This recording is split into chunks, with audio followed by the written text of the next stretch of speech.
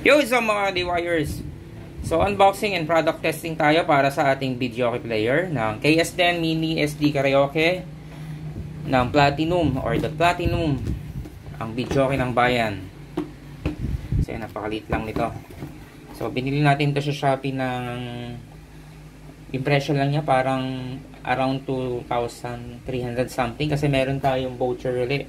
Yung original price niya sa Shopee nasa 2,600 something. Pero dahil meron tayong Shopee voucher, ayan, naka-discount tayo. Tapos, ang maganda, meron pang libreng mic na Platinum. Sa iba, sa seller sa Raon or sa iba pang online shopping sa Lazada at ang tawag ito, Shopee, walang libreng mic. Ito, magkaranin yung gantong mic na KS3000 na Platinum original microphone. So, yan, buksan na natin. So, yung product link pala nito, yung binilhan natin sa Shopee, na meron ng free mic. Ilalagay ko na lang dyan sa product description, dyan sa comment section at saka dyan sa description, yung product link dito sa Shopee. So, yan, bumungad sa atin yung manual, warranty card. So, yan, napakaliit lang, oh. Parang kasing laki lang niya yan sa Wow Video, ba yan? Kung tawagin dati. Na ganito lang din siya kaliit. Pero microchip kasi yung tawag yata doon or chipset. Ito naman SD type na. So ito na yung mga bagong version ngayon tulad nung Piano XL SD, K-Box 3, puro SD na rin yon.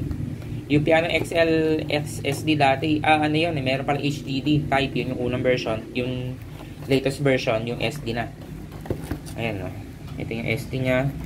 So, mayroong USB input. Tapos yung kanyang... Yan, buksan ko lang, ha? Pero ito yung may mga kasama niya. Ito yung power supply niya or transformer, matawagin, 12 volt. 220 to 12 volts. Yan. So, pwede nyo siyang gamitin sa sasakyan nyo na di baterya ang gamitin nyo na source ng power. So, ito yung remote niya. May kasama na yung battery. O, ito yung pinakang RCA cable niya to jack 3.5. So, ayan, audio video to RCA. Tapos ito yung power cable. So, kung gagamitin yung sasakyan, may nabibiling tawag dito. Hindi ko matanda kung tawag dito. Adapter or power input dun sa ating video, okay. Mga nasa 10 pesos lang yan sa mga electronic shop. Kung gagamitin nyo sa sasakyan nyo, kung gusto nyo lagyan ng video okay ang inyong kotse or tricycle. So, tingnan natin yung mic bago natin buksan yung ating video okay. So, yung libre nyong mic na nagkakahalaga ng 500 something sa Platinum Store at iba pang partner outlet ng Platinum. Ayan, mabigat to. Ito yung power cable, yung power cable dala. Ito yung mic cable nya. So, ayos na yan. So, parang nabili mo lang ito na less than 2,000 dahil sa meron nga siyang mic na kasama. So, yung songbook nya, maliit. Itong gusto ko sa mga yung KS10, KS10 Lite, yung Junior 2, tapos itong KS10 Mini SD. Maliit lang yung songbook na pwede mong dalhin. Saka mas handy siya. Ayan. Nasa 20,000 plus na song na rin siya. Ayan. May mga updated na rin yung mga kanta. Ayan, mga bago na. Ayan. Ayan, may Gento. Ayan, mga updated na kanta sa song sa video. Ayan, diba? Ayan, Gento. Tingnan natin kung merong Selos. Nako, wala pa. Oo nga, wala pang Selos. Yung bago ngayon na viral. So, buksan lang natin ito at i-usisahin natin. So, yan, natanggalan natin plastic. So, sinil ko yung ilalim. Yung PCB nya. Wari ko kaya ganito kaliit ito. Dahil mga SMD parts na yung mga ginamit dito. Nasabi lang yung ba, hindi daw nare-repair or disposable. Hindi naman totoo yun. nare-repair din ng mga SMD type. Yun nga lang, pahirapan kumuha ng technician at pahirapan din makahanap ng parts. Pero available na rin naman siya sa online. Kasi dito sa Pinas, hindi ganong common yung mga SMD pa eh. Mahal pa lang ba? Kung bagong possible pa lang. Pero sa ibang bansa, usong-iuso na mga SMD type na parts ng mga electronics. Mahirap nga lang talaga siyang repairing. Kaya pahirapan talaga humanap ng technician na na tatanggap pag nag-repair ng gano'n. Kasi napakaliit niya eh. Para siyang cellphone na rin yung mga parts niya. Na kailangan pa ng microscopic tools na tulad ng microscope or everything magnifying glass, tapos yung mas maliliit pang mga pangkuha sa mga parts, tsaka yung heat blower, ayun. Pero nare-repair yan. Meron tayong mga ilang tropa na magaling na mag-repair ng mga SMD type. So saksak lang natin at para matesting na natin. So kagandahin lang dito talaga, maliit lang talaga. Yung sa mic input, dalawa yung mic input niya. Wala lang siyang control na knob. Hindi tulad ng mga malalaki-laki na konting video, okay? Meron siyang control lang na pwede mo doon mo i-adjust. So yan yung mga specs niya. Ready car ready, adventure ready, shockproof, 12 volts solar power. Yan nga, pwede mo kasi siyang gamitin sa sasakyan o sa solar power. Budget friendly, support MP3 recording. So nasa ba yung specs niya? Hindi natin makita yung specs niya talaga. Hindi yan. So ito yung specification niya. Ayan, sahin nyo na lang. 18 watts lang, napaka tipid lang sa kuryente, sa consumption ito. So testingin na natin. So yung mga ka-DIYers, naikabit na natin itong ating Platinum Mini SD Karaoke sa ating Android car stereo. So head unit yan na meron siyang audio video input yan. So pakita ko sa inyo. Meron ako sa separate plug sa unit na to para kung gusto nyo halimbawa bumili ng car stereo or Android car stereo na ilalagay nyo sa kotse nyo. Ayan. Ayan, meron na siyang browser na ayan, Google Chrome Maps. Ayan. Hindi ko pa gano'ng kabisado itong unit nito, kaya hindi ko pa sa inyo ng ayos. So, ayan, may YouTube. Basta gagawin natin ng sariling, meron tayo palang sariling vlog sa unit nito. Pinakita ko lang sa inyo ng konti. Ayan. So, balik tayo dito sa ating unit dahil ito yung binablog talaga natin. So, maganda pala dito, meron na rin siyang DSP, oh. Ayan. Variant, ng mga, ng equalizer. Tapos yung sa DSP na differ ng sounds, pwede nyo baguhin. Ayan, nababago dyan. So balik tayo nga dito sa ating Platinum. Naliligaw tayo ng vlog kasi naman magkasama sila eh. Nasaan na ba yung audio ayan, audio video input. So ayan, so play tayo ng music, yung ating favorite na madaling tandaan. Hindi pa kasi ako tumitingin sa songbook. So, pakinggan nyo na lang. So, yung gamit natin dito is mid-range lang. Hindi siya woofer, hindi siya subwoofer. Mid-range lang siya, kaya wala tayong ganong yan.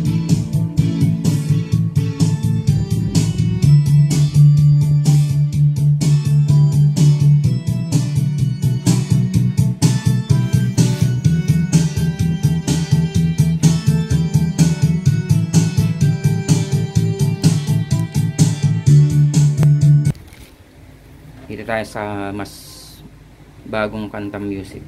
3, 9, 3, 4. Yung gento.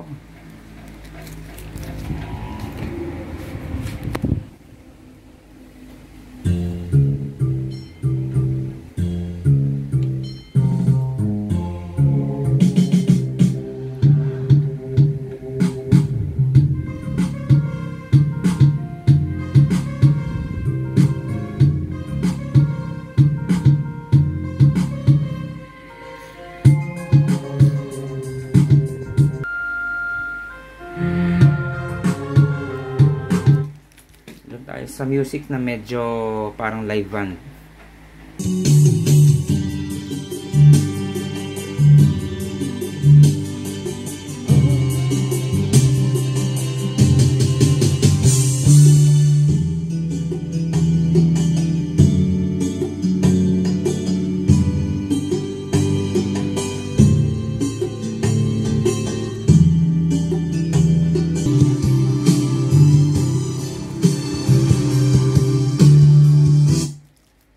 kinabit na rin natin yung microphone para masubukan natin yung mic input doon kung okay rin ba.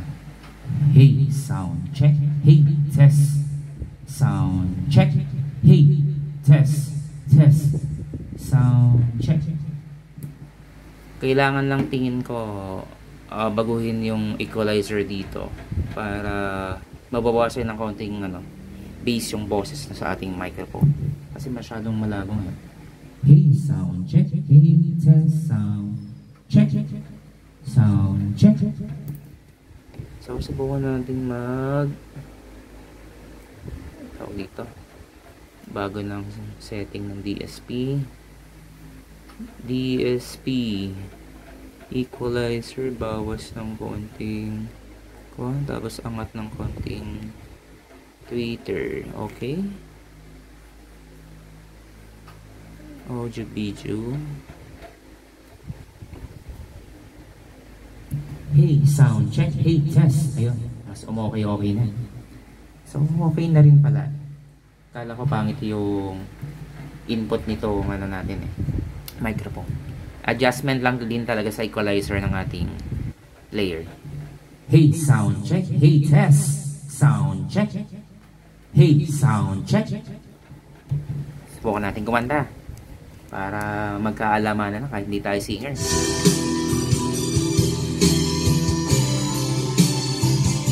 Hey, sound check.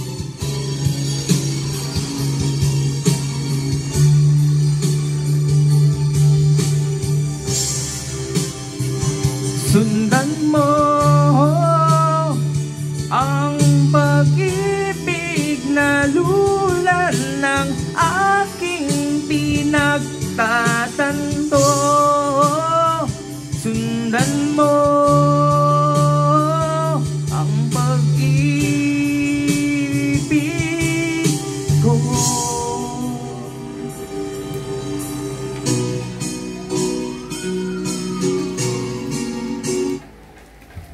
So yung binago nga natin yung equalizer, tinaasan natin tagistis. Masyado namang naging high yung music ng ating video, okay? Siguro susubukan ko sa ibang microphone, baka dahil dito lang sa microphone ilalagay ulit natin sa preset yan. So ganun pa man na initial test naman natin na para sa akin yung tunog niya, dahil nga hindi naman siya kagaya ng presyo ng ng mga Reyna, Kapitan, tsaka nung Piano XLSD. Mas okay naman ito compared dun sa sa mga KS10 na yung mga entry level na unit, yung Junior Lite tsaka yung KS10 Junior, K-Box, parang halos kapares lang siya ng sa K-Box 3 yung pagka-midin niya.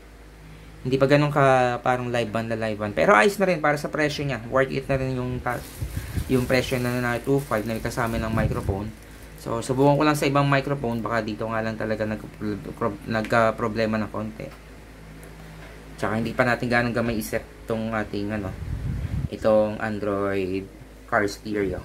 So, salamat sa patuloy pagtutok mga ka-DIYers. At sana patuloy nyo akong tutukan. At sa mga bagong viewers, please subscribe and pakiclick na rin bell button para maging updated kayo sa aking mga binablog. Kasi soon, gagawin natin ang vlog to. Pag iisahin natin yan, gagawa tayo ng Bluetooth speaker video, okay? So, ayan, abangan nyo. So, salamat!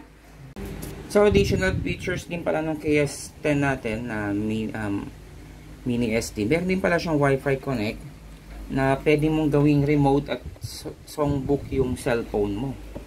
So, parang hindi ko na pala kailangan maglagay ng controls dun sa ating portable Bluetooth speaker video, okay? Para ma-maximize or hindi pumakit yung design kapag lalagyan natin video okay button. So, hindi ko na pala kailangan yun, Ayan. Hindi ko palang ganong kapisado rin tong kung paano siya i-link. Pero, ayun, soon, gagawin natin ng bagong vlog kung paano pagganahin yung connect siya sa cellphone. Kasi, meron siyang wifi, Ayan, nag-connect siya. So, soon, gawa natin ang vlog. So, salamat sa patuloy yung pagtutok.